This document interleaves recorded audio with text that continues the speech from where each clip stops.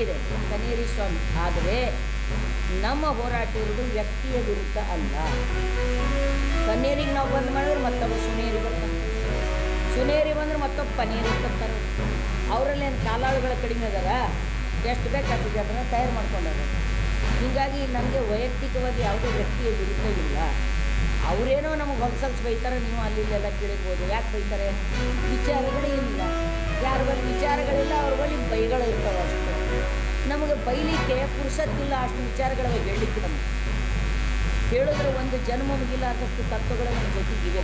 ಹೀಗಾಗಿ ನಾವು ಮೃದು ವಚನವೇ ಸಕಲ ಜಪ ತಪಂಗಳಯ್ಯ, ಸದು ವಿನಯವೇ ಸದಾಶಿವನ ಒಲಿಮೆಯ್ಯ ಅನ್ನುವ ತತ್ವವನ್ನು ನಂಬಿದ್ದೇವೆ.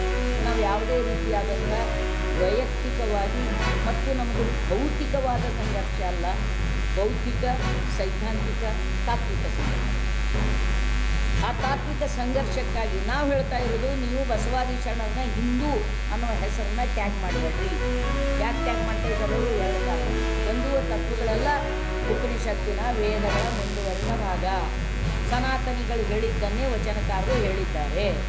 ವಚನಕಾರರು ಸನಾತನವನ್ನು ಧಿಕ್ಕರಿಸಿಲ್ಲ.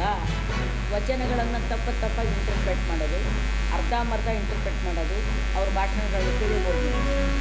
ವಚನ ದರ್ಶನದಂಥ ಪುಸ್ತಕಗಳನ್ನ ತೆಗೆದು ಅದರ ಸುಳ್ಳು ಬರೀತಕ್ಕಂಥ ಕೆಲಸ ಅವ್ರು ಮಾಡ್ತಾ ಇದ್ದಾರೆ.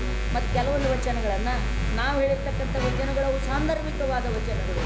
ಅರೆ, ಯಾವ ಸಂದರ್ಭದಾಗ ಹೇಳ್ಯಾರ ಅದನ್ನಾರೆ ಹೇಳ್ರಲ್ಲ, ಯಾಕೆ ಹೇಳಿದ್ರು ಅದನ್ನಾರೆ ಹೇಳ್ರಲ್ಲ. ಅದನ್ನು ಹೇಳಲಿಕ್ಕೆ ಸಾಧ್ಯ ಇಲ್ಲ. ಅದನ್ನೇ ತಮ್ಮ ಮುಂದಿನ ನೇರಕ್ಕೆ ಸಿದ್ಧಾಂತವನ್ನು ಪ್ರಸರಿಸುವುದು, ಸಿದ್ಧಾಂತವನ್ನು ತಮ್ಮ ರೀತಿಯ ಬಣ್ಣ ಹಚ್ಚುವಂಥದ್ದು ಮತ್ತು